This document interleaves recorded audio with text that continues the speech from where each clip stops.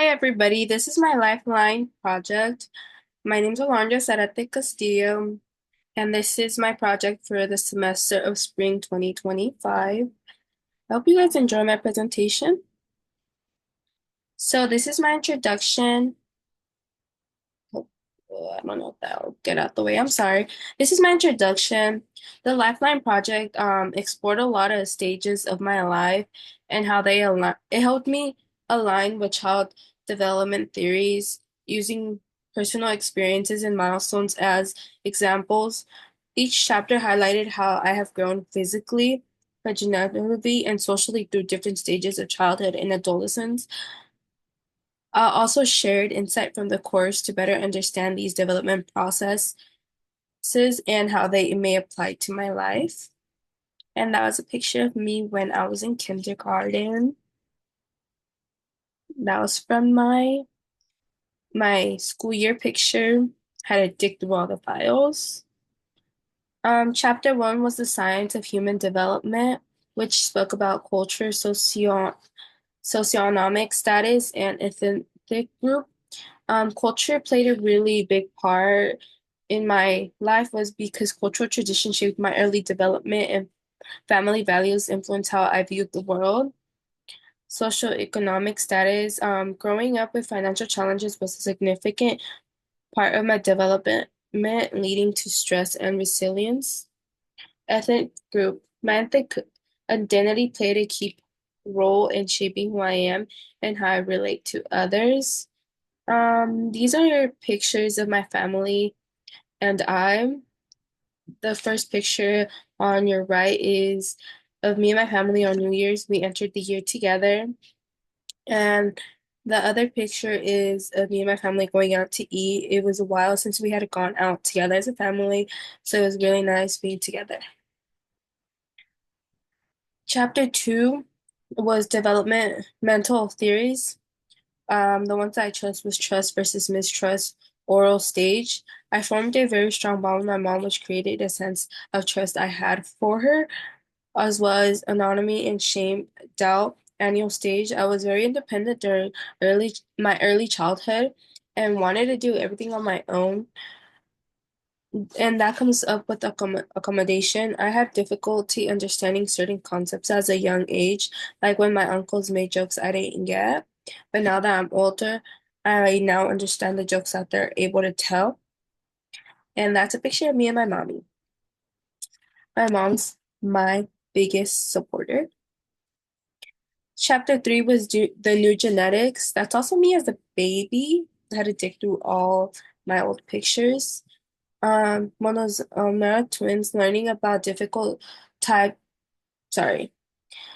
So nosomic twins learning about different types of twins helped me understand genetics better, which I had a very good understanding of it after reading chapter three. Also, as well as XX chromosome as a female, the concept of how chromosomes determine gender really intrigued me as a child.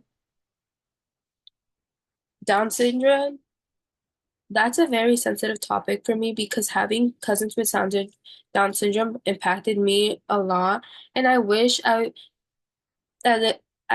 a young age that sorry, I wish when I was young I had more knowledge of how to properly approach a kid with Down syndrome because I would have been able to supported them more if I knew more information and was educated and had knowledge. Chapter four was birth and the newborn. Pervade syndrome. My father experienced pregnancy-like symptoms when my mom was expecting, which was fascinating to me because I didn't know that a male could also have the same symptoms as a female during pregnancy. Also, parent-infant bond. I had a very strong bond with my mom, which was critical to my emotional development. As kangaroo care, my parents practiced this with me while providing skin to skin, which helped me feel secure, which gave me a good sensibility of having trust in them. And that's a picture of my dad and my baby brother. I'm very overprotective of my baby brother.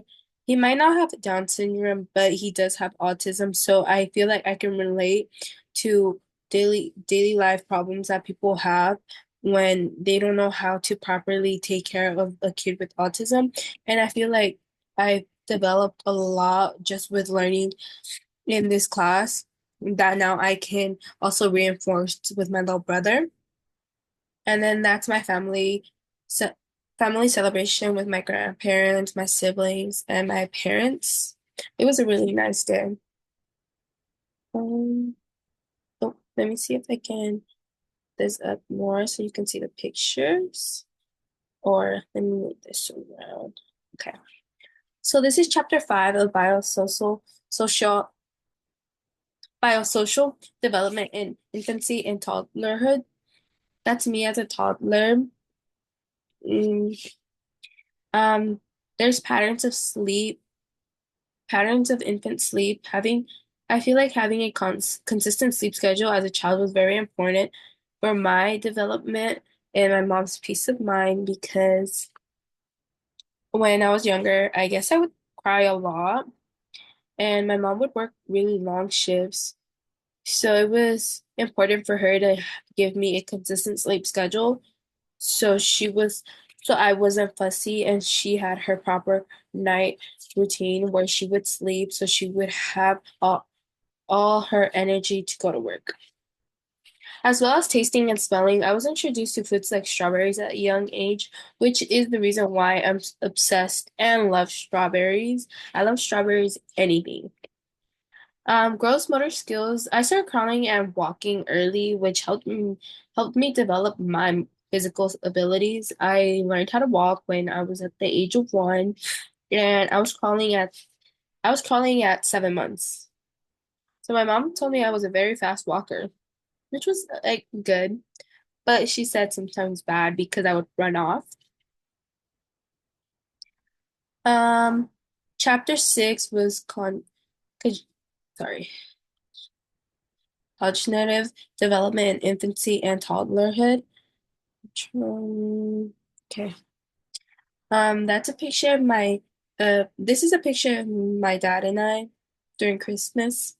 And that's a picture of my mom and my little brother when he has school events we like to go and support. Although I was very attached to my mother, my first word was dad before mom, which was really surprising to her because I'd spend a lot of time with her rather than my dad. Cultural differences. I learned to celebrate holidays like Cinco de Mayo from a young age, also linking culture with cognitive growth. Listening and responding. I was a good listener and paid attention to my environment and the people around me. I'm very observative now that I'm older. Uh, so the next one is chapter 7, physiology, development in infancy and toddlerhood. Toddler's emotion. I was generally a happy child, but I would cry when others didn't pick me up. My temperament. I had a strong-willed temperament, often getting frustrated when I couldn't reach something, which I've gotten better at now. I'm more able to express my feelings and what I want. Secure attachment. I felt more secure with my mom, which influences my social emotional development. And the pictures that I put up here are my parents and my siblings at my graduation. Chapter 8, Early Childhood Biosocial Development.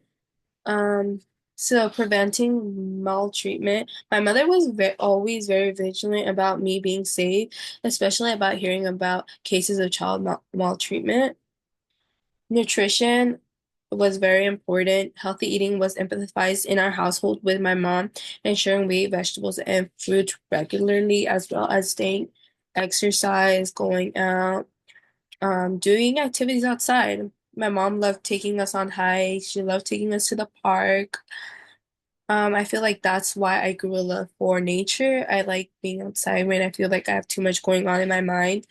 I tend to run to nature, and I just like being in my own element and expressing all my emotions out and letting them all go, letting all my stress out. I feel like going out to nature and just admiring everything has helped a lot with that.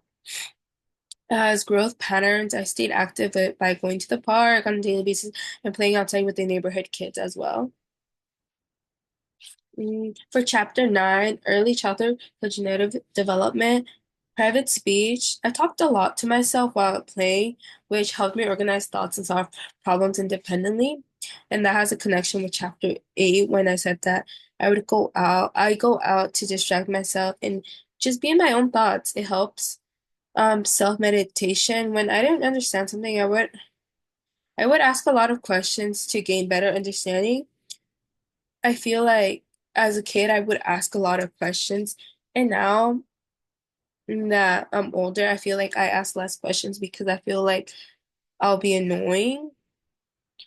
But I've always been a very interested kid growing up.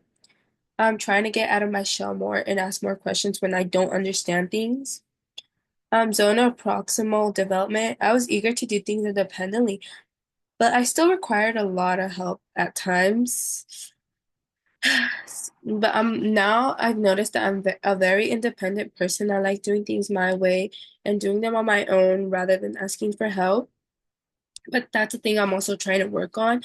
I'm trying to work on being able to ask for help and not being afraid to reach out.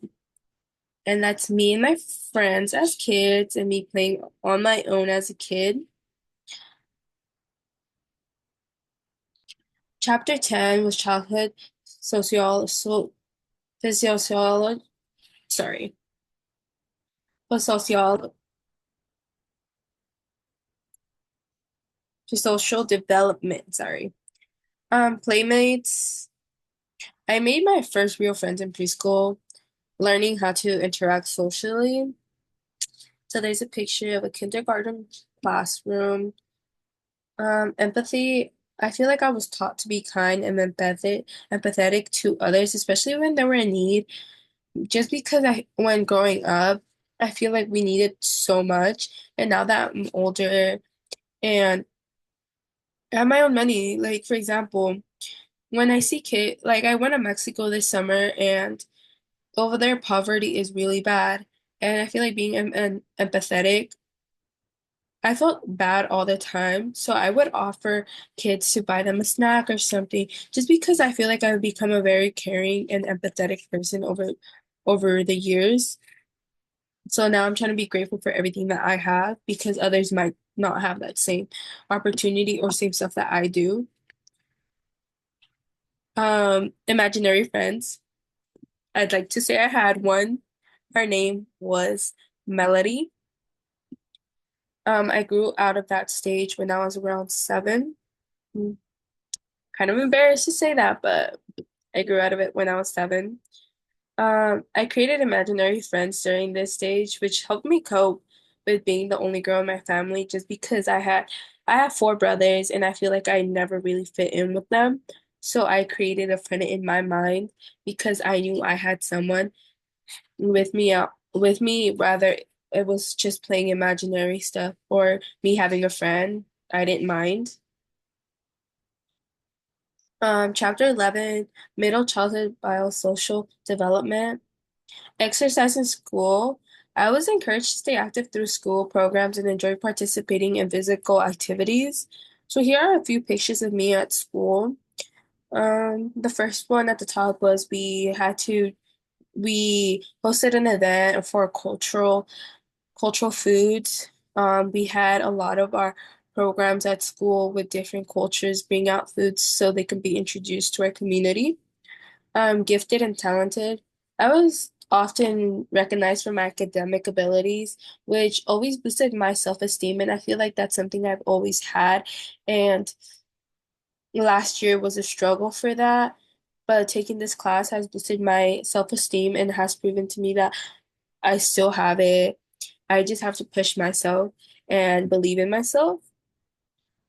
Early intervention. I benefited from child, early support like areas in like schoolwork, which helped me succeed academically. Like I said, I feel like I've always looked for I feel like I've always looked for compliments, and I feel like that always helped me succeed, whether it was also taking like criticism, which helped a lot growing up. And these are pictures from school events that my friend Emily took. Chapter 12 was middle childhood cognitive development. Speaking two languages growing up, being bilingual helped me understand different perspectives and made me more adaptable to situations.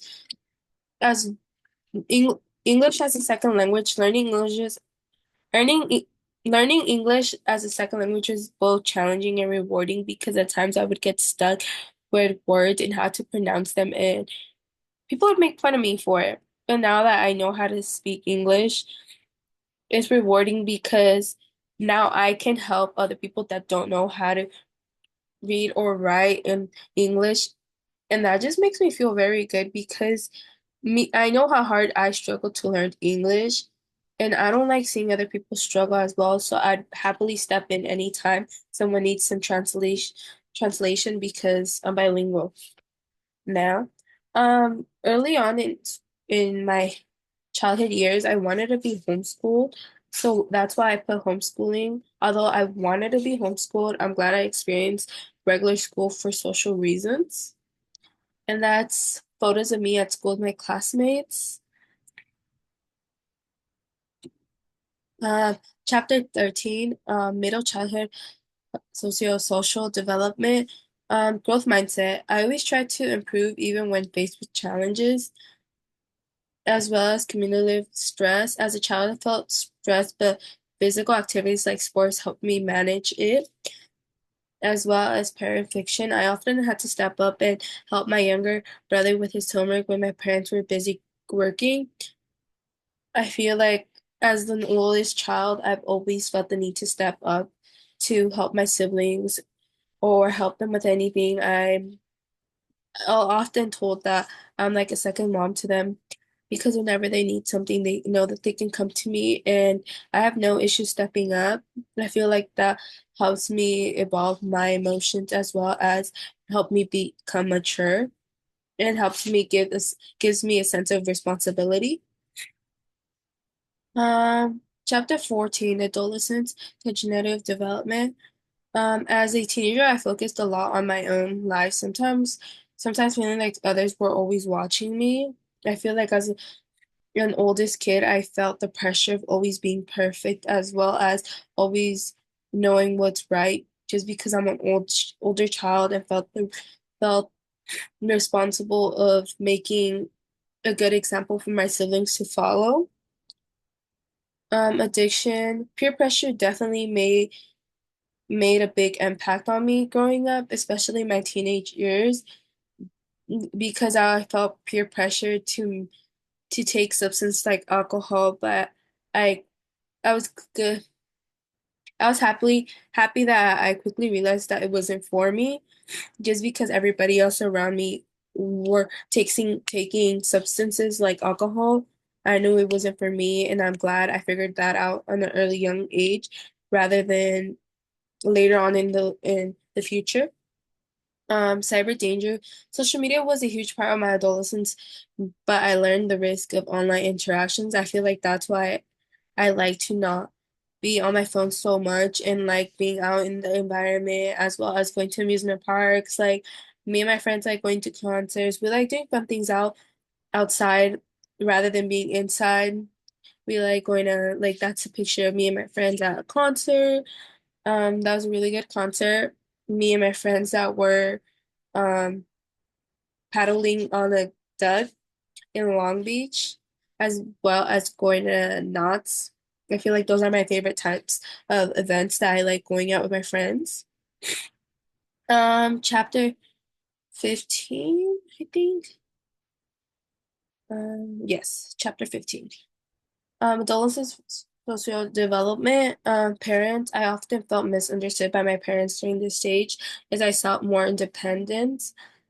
I feel like I always felt like I was misunderstood with my parents because always had they always knew what they wanted from me, and they had everything planned out for me. Like I felt like they had my whole future and my whole life planned out for me. And if I ever did something, they would get upset, but they wouldn't understand the pressure that they held against me as an older child.